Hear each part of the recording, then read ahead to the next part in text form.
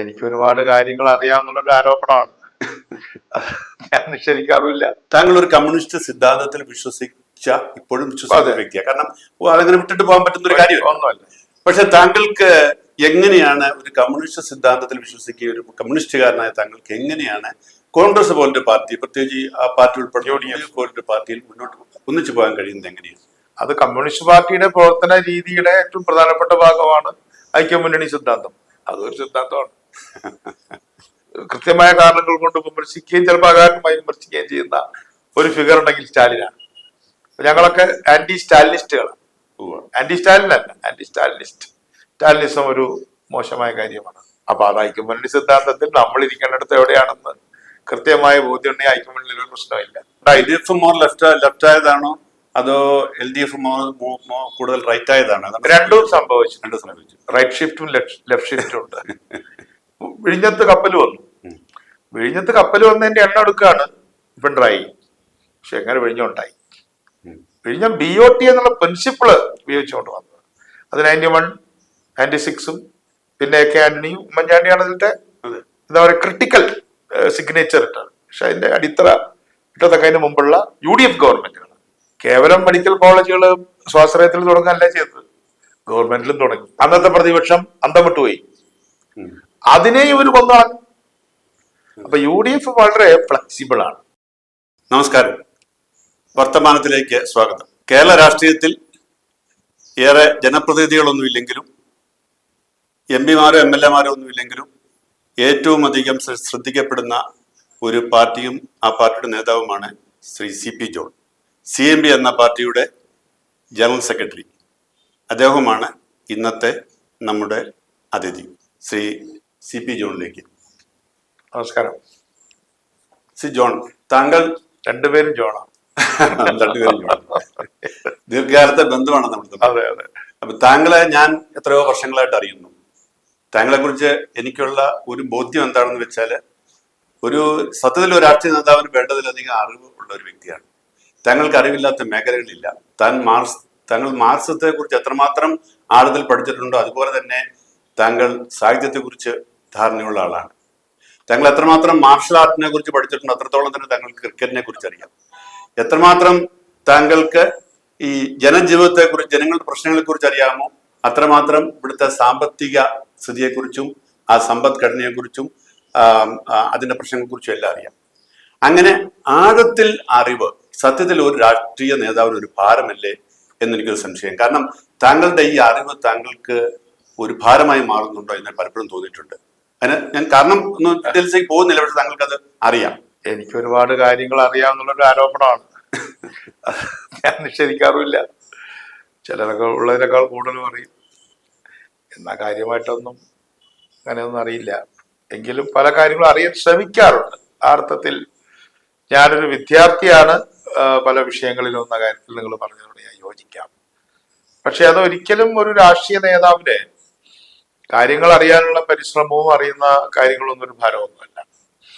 നമ്മുടെ മുൻ തലമുറയിലുള്ള ആളുകളെ നമ്മൾ എടുത്തു നോക്കുകയാണെങ്കിൽ ഇന്നത്തെ തലമുറയിൽപ്പെട്ട കേരള രാഷ്ട്രീയത്തിലെ നേതാക്കന്മാരെ തന്നെ നോക്കിയാൽ വളരെ ആഴത്തിലുള്ള അറിവുകൾ ഉള്ള ആളുകളായിരുന്നു പഴയ എല്ലാ പാർട്ടിയിലും. നമുക്ക് ഉദാഹരണം പറഞ്ഞാൽ PMS അച്യുതമേനോൻ, R ശങ്കർ, പനമ്പള്ളി ഗോവിന്ദമേനോൻ എന്നൊക്കെ പറയുന്നവരൊക്കെ വലിയ പണ്ഡിതന്മാര് തന്നെയായിരുന്നു. അപ്പൊ അതിനുള്ള സമയക്കുറവും അല്ലെങ്കിൽ knowing more and more about less and less എന്നൊക്കെ പറയുന്ന പോലുള്ള ഒരു ട്രെൻഡൊക്കെ ഉള്ളതുകൊണ്ട് അത്തരത്തിലുള്ള വിജ്ഞാനം ഉള്ളവരുടെ എണ്ണത്തിൽ കുറവുണ്ടായിരിക്കാം. പക്ഷെ എപ്പോഴും എല്ലാ ആളുകൾക്കും, പ്രത്യേകിച്ച് പൊതുവിൽ രാഷ്ട്രീയ പ്രവർത്തകർക്ക് കാര്യങ്ങൾ അറിയില്ല എന്ന് പറയുന്നത് തന്നെ കുറച്ച് ശരിയായിട്ടുള്ള കാര്യമല്ല. എല്ലാവർക്കും കുറെ കാര്യങ്ങൾ അറിയാം, ജനജീവിതത്തെ കുറിച്ചും എല്ലാം അറിയാം. അതുകൊണ്ട് അറിയാനുള്ള ആഗ്രഹം, എപ്പോഴും എന്തെങ്കിലും ഒന്ന് പഠിക്കുക. Every day is A class room day എന്ന് പറയും. എന്തെങ്കിലും ഒരു ദിവസം ഒരു കാര്യം മനസ്സിലാക്കുക. അത് ഞാൻ ഒരു ആരോപണം ഞാൻ അംഗീകരിക്കുകയാണ്. അതുപോലെ തന്നെ താങ്കളെ എല്ലാവർക്കും അറിയാവുന്നതുപോലെ താങ്കൾ കമ്മ്യൂണിസ്റ്റ് പാർട്ടിയിലൂടെ CPM-ലൂടെ വന്ന ഒരു നേതാവാണ്. CPM-ന്റെ യുവജന വിഭാഗത്തിലെ SFIയുടെ സംസ്ഥാന പ്രസിഡന്റായിരുന്നു.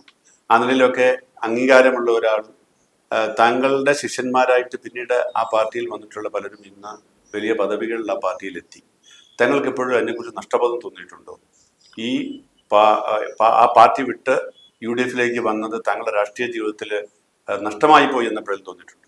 CPIM എന്ന് പറയുന്നത് പൊതുവിൽ കമ്മ്യൂണിസ്റ്റ് പാർട്ടി എന്ന് പറയുന്നത്, അല്ലെങ്കിൽ അന്നത്തെ പഴയ രീതി, പാർട്ടി ലൈഫ് ഉണ്ട്, പാർട്ടി തരുന്ന പൊസിഷൻസും ഉണ്ട്. അതിൽ പാർട്ടി ലൈഫ് നിങ്ങൾ ചൂസ് ചെയ്താൽ പാർട്ടി തരുന്ന പൊസിഷൻസ് രണ്ടാമത്തതാണ്. പക്ഷേ അടുത്ത കാലത്തായിട്ട് പാർട്ടി ലൈഫ് തന്നെ പൊസിഷൻസിന് വേണ്ടിയാണ്, അല്ലെങ്കിൽ അത് നിരർത്ഥകമാണ് എന്നുള്ളൊരു ബോധ്യം കൂടുതൽ ഈ അടുത്ത കാലത്ത് ഉണ്ടായിട്ടുണ്ടെന്നുള്ള യാഥാർത്ഥ്യമാണ്.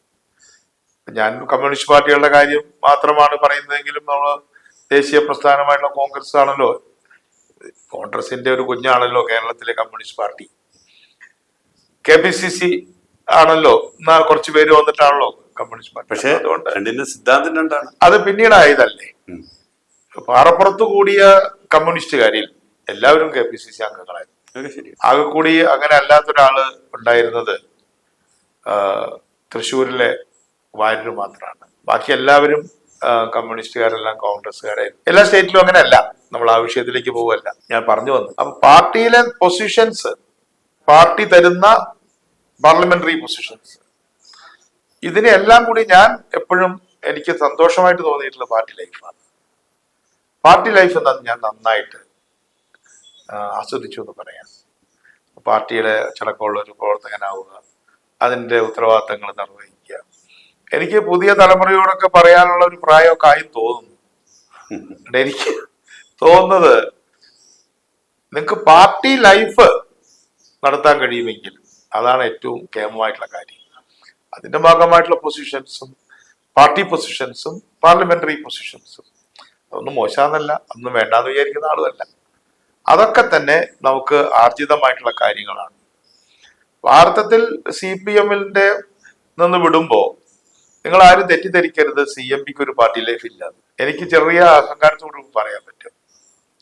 CPM-ൽ ഞങ്ങൾ പ്രവർത്തിച്ചിരുന്ന കാലത്തുള്ള പാർട്ടി ലൈഫ് അതുപോലെയോ അതിനേക്കാൾ നന്നായിട്ടോ. താങ്കളെ എത്രയൊക്കെ പറഞ്ഞാലും ഇന്ന് CPM അതിന്റെ പഴയ അതിന്റെ ലെഗസിയൊക്കെ വിട്ട് ഇപ്പൊ CPM-ഉം പാർലമെന്റ് രാഷ്ട്രീയത്തിന്റെ ഭാഗമായി മാറിയിരിക്കുകയും അധികാരവും ഒക്കെ തന്നെയാണ്, പൊതുബോധം അങ്ങനെ തന്നെയാണ്. അതെ. അപ്പോ അതുകൊണ്ട് എനിക്കിതിന് അനുബന്ധമായിട്ട് ചോദിക്കാനുള്ള ഒരു ചോദ്യം, ഈ താങ്കൾ എന്തെല്ലാം പറഞ്ഞാലും കോൺഗ്രസിന് തുടർച്ചയാണ്, കമ്മ്യൂണിസ്റ്റ് പാർട്ടി എന്നൊക്കെ പറഞ്ഞാലും ഇത് രണ്ടും അടിസ്ഥാനപരമായിട്ടുള്ള ഒരു വ്യത്യാസമുണ്ട്.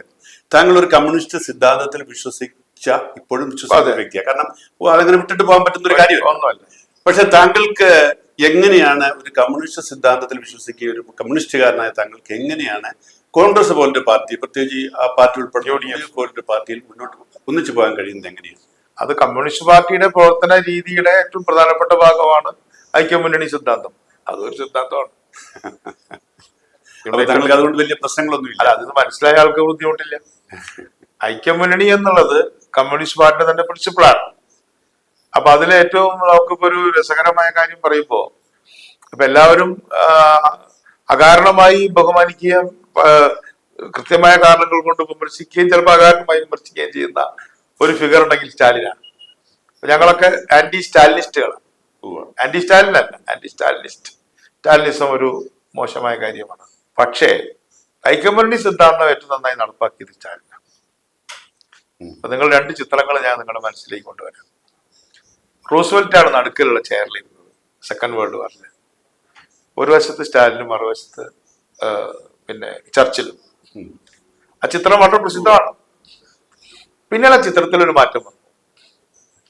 റൂസ്വെൽറ്റ് മരിച്ചു. യുദ്ധത്തിന് മുമ്പ്, അവസാനിക്കുന്നതിന് മുമ്പ് ചർച്ചിൽ തോറ്റു. ആ ചിത്രം മാറി. ജോൺ ഒന്നും കൂടെ ആലോചിച്ച് നോക്കൂ. അന്ന് വളരെ ചെറിയ ആളായിരുന്നു Truman. American vice president by default president ആവും, അങ്ങനെയാണല്ലോ. പ്രസിഡന്റ് ഇലക്ഷൻ ഇല്ല അവിടെ. ട്രൂമാൻ പ്രസിഡന്റായി. ട്രൂമാൻ റൂസ്വെൽറ്റിന്റെ മുമ്പിലോ സ്റ്റാലിന്റെ മുമ്പിലോ ആരുമല്ല. ചർച്ചിൽ തോറ്റു. ചർച്ചിലിന്റെ മന്ത്രിസഭയില് വന്ന ലേബർ ലീഡറാണ് ആറ്റ്ലി. അത് പേടിച്ചാണ് അദ്ദേഹം. ചർച്ചിലിന് നോബൽ പ്രൈസ് കിട്ടിയ ആളാണ് സാഹിത്യത്തില്. അപ്പോ ആ ചിത്രം മാറി. പക്ഷെ സ്റ്റാലിൻ പൊസിഷൻ മാറ്റിയില്ല. സ്റ്റാലിൻ എവിടെയാണോ ഇരുന്നത് അവിടെ തന്നെ ഇരുന്നത്. അതുകൊണ്ട് അതിന്റെ അർത്ഥം നമുക്ക് ഇരിക്കാനുള്ള സ്ഥലത്തേ ഇരിക്കണ്ടു. അപ്പൊ അമേരിക്കൻ പ്രസിഡന്റ് മരിച്ചു, റൂസ്വെൽറ്റ് ആണ് ഇതിന്റെ അവസാനത്ത് ട്രൂമാൻ വന്നാൽ അമേരിക്കൻ പ്രസിഡന്റ് ഇരിക്കുന്ന സ്ഥലത്ത് ട്രൂമാൻ ഇരിക്കും. സോവിയറ്റ് യൂണിയന്റെ general secretary, party general secretary ഇരുന്നിടത്ത് അദ്ദേഹം ഇരുന്നു. മനസ്സിലായി? വ്യക്തമായി. അപ്പൊ അതുകൊണ്ട് ഐക്യമുന്നണി ഒരു കലയാണ്. അപ്പൊ ഐക്യമുന്നണി കമ്മ്യൂണിസ്റ്റുകാർക്ക് പറഞ്ഞിട്ടുള്ളതാണ്. അപ്പൊ അത് ഐക്യമുന്നണി സിദ്ധാന്തത്തിൽ നമ്മൾ ഇരിക്കേണ്ടിടത്ത് എവിടെയാണെന്ന് കൃത്യമായ ബോധ്യമുണ്ടെങ്കിൽ ഐക്യമുന്നണിയിൽ ഒരു പ്രശ്നമില്ല. പക്ഷെ നമ്മുടെ നിലപാടുകൾ ആ മുന്നണിയിൽ പറയുകയും ആ മുന്നണിയിൽ നിന്ന് നമ്മുടെ ആശയങ്ങൾ എങ്ങനെയൊക്കെ നടപ്പാക്കാൻ പറ്റുന്നതാണ് ഞങ്ങൾ ശ്രമിക്കുന്നത്. പക്ഷെ അതിന് പരിമിതി ഉണ്ടെന്ന് വ്യക്തമായി മനസ്സിലാക്കിക്കൊള്ളണം. എല്ലാ കാര്യവും നടക്കില്ല. പക്ഷെ as much as possible pro left അല്ലെങ്കിൽ പ്രോ വർക്കേഴ്സ്, പ്രോ അഗ്രികൾച്ചറിസ്റ്റ്, എന്താ പറയുക, ജനകീയമായിട്ടുള്ള കാര്യങ്ങൾ. അപ്പൊ ഇന്നിപ്പോ UDF വാസ്തവം പറഞ്ഞാൽ UDF ഇസ് മോർ ലെഫ്റ്റ് എന്ന് പലപ്പോഴും സതീശൻ പറയുന്ന പോലെ, പ്രതിപക്ഷ നേതാവ് പറഞ്ഞ പോലെ എനിക്ക് ഒരു ബുദ്ധിമുട്ടും അടുത്ത കാലത്തൊന്നും തന്നെ ഇല്ല. അതുണ്ടായൊരു കാലം ഉണ്ടായി. LDF മോർ ലെഫ്റ്റ് ആയതാണോ അതോ LDF കൂടുതൽ റൈറ്റ് ആയതാണോ? രണ്ടും സംഭവിച്ചു. റൈറ്റ് ഷിഫ്റ്റും ലെഫ്റ്റ് ഷിഫ്റ്റും ഉണ്ട്. പക്ഷെ 90s ഞങ്ങൾക്ക് ആ പ്രോബ്ലം ഉണ്ടായിരുന്നു. 90s ഇപ്പൊ BOT എന്നുള്ളൊരു കോൺസെപ്റ്റ് വന്നു. അപ്പൊ ഇവിടുത്തെ ഒഫീഷ്യൽ ലെഫ്റ്റ് അതിനെ ആന്റി ലെഫ്റ്റ് ആയിട്ടാണ് കണ്ടത്. സ്വാശ്രയ കോളേജ് ആന്റി ലെഫ്റ്റ് ആയിട്ടാണ് കണ്ടത്. അതുപോലെ തന്നെ ഇപ്പോ സിയാൽ മോഡലുള്ള കമ്പനികൾ ആന്റി ലെഫ്റ്റ് ആയിട്ടാണ് കണ്ടത്. അവിടെ CMP വളരെ കൃത്യമായ ഒരു നിലപാട് സ്വീകരിച്ചു. ഞങ്ങൾ അതിനോട് കോംപ്രമൈസ് ചെയ്യല്ല ചെയ്തത്. ഇത് ചൈനീസ് കമ്മ്യൂണിസ്റ്റ് പാർട്ടി ചെയ്തൊരു കാര്യമാണ്, ഇപ്പൊ പോസിബിൾ ആയ ഒരു കാര്യമാണ്. അതുകൊണ്ട് ഇന്ന് സക്സസ്ഫുൾ ആയ എല്ലാ കാര്യങ്ങളും ആ 90s UDF നയങ്ങളുടെ പ്രൊഡക്റ്റ് ആണ്. വിഴിഞ്ഞത്ത് കപ്പൽ വന്നു.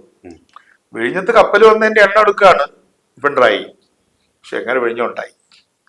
വിഴിഞ്ഞം BOT എന്നുള്ള പ്രിൻസിപ്പിള് ഉപയോഗിച്ചുകൊണ്ട് വന്നത്. അത് 91, 96 പിന്നെ AK ആന്റണിയും ഉമ്മൻചാണ്ടിയാണ് അതിന്റെ എന്താ പറയുക ക്രിട്ടിക്കൽ സിഗ്നേച്ചർ ഇട്ടത്. പക്ഷെ അതിന്റെ അടിത്തറ ഇട്ടതൊക്കെ അതിന് മുമ്പുള്ള UDF ഗവൺമെന്റുകൾ. അപ്പൊ ആ നയത്തിന്റെ ഉൽപ്പന്നമാണ് വിഴിഞ്ഞം. അതുപോലൊരു നയത്തിന്റെ ഉൽപ്പന്നമാണ് സിയാൽ. ആ നയത്തിന്റെ ഉൽപ്പന്നങ്ങളാണ് സക്സസ്ഫുൾ ആയ മെഡിക്കൽ കോളേജുകൾ AK ആന്റണി ഗവൺമെന്റിന്റെ കാലത്ത്. അപ്പൊ ആ നയം ഷിഫ്റ്റ് ചെയ്തത് 90s 80s ആ സന്ദർഭത്തിൽ CMP ഉറച്ച ഒരു നിലപാട് ലെഫ്റ്റിന്റെ ഭാഗത്ത് തന്നെ എടുത്തു. അതാണ് പരിയാരം മെഡിക്കൽ കോളേജ്. അപ്പൊ ഇതിനെയൊക്കെ ഈ കംസൻ കൃഷ്ണനെ എന്ന് പറഞ്ഞ പോലെ, ഹേരാദാവ് പിന്നെ യേശുവിനെ എന്ന പോലെ ശിശുഹത്യ നടത്താൻ ശ്രമിച്ചവരാണ് ഇപ്പൊ അതിന്റെയൊക്കെ കണ്ടെടുത്തോണ്ടിരിക്കുന്നത്. അപ്പൊ വി ആർ സിറ്റിംഗ് പറ്റി. ഞങ്ങൾക്കത് കാണുമ്പോൾ ചിരിയാണ് വരുന്നത്. പരിയാരം കോളേജിൽ നമ്മുടെ ആരോഗ്യമന്ത്രി പോയി കിടക്കുന്നു. അതുപോലെ പിന്നെന്താ വിഴിഞ്ഞം പോർട്ട് മഹാത്ഭുതമാണെന്ന് പറയുന്നു. ഉമ്മൻചാണ്ടിയെ കുറിച്ച് പറഞ്ഞവർക്ക് താങ്കളുടെ ഏറ്റവും അടുത്ത സുഹൃത്തും കൂടെയാണല്ലോ. അപ്പൊ അതുകൊണ്ട് ഈ പോളിസി ഷിഫ്റ്റ് വന്നത് 90s മുതലാണ്. ആ പോളിസി ഷിഫ്റ്റിനോടൊപ്പം ഡ്യൂ ടു ലെഫ്റ്റ് റീസൺസ് നിന്ന ഒരു കമ്മ്യൂണിസ്റ്റ് പാർട്ടിയാണ് CMP. അതുകൊണ്ട് ഞങ്ങളുടെ നയത്തിലേക്ക് അവർ വരികയാണ് ചെയ്തത്. അല്ലാതെ ഞങ്ങൾ അങ്ങോട്ട് പോണ്ട കാര്യം ഇന്ന് പ്രാക്ടിക്കലായിട്ട് ഇപ്പൊ എല്ലാവരും അതൊക്കെ അംഗീകരിച്ചു. സിദ്ധാന്തപരമായിട്ട് യാതൊരു പ്രശ്നവും ഈ മുന്നണിയിൽ തുടരുന്നു. അത് ഓരോ കാലഘട്ടത്തിനും ചേർന്ന വികസന നയമാണ്. എന്നാൽ അതേസമയം തന്നെ കഴിഞ്ഞ ഗവൺമെന്റ്, ഉമ്മൻചാണ്ടി ഗവൺമെന്റ്, കേവലം മെഡിക്കൽ കോളേജുകൾ സ്വാശ്രയത്തിൽ തുടങ്ങാനല്ല ചെയ്തത്, ഗവൺമെന്റിലും തുടങ്ങി. അന്നത്തെ പ്രതിപക്ഷം അന്തം വിട്ടുപോയി. അതിനെ ഇവർ കൊന്നാണ്.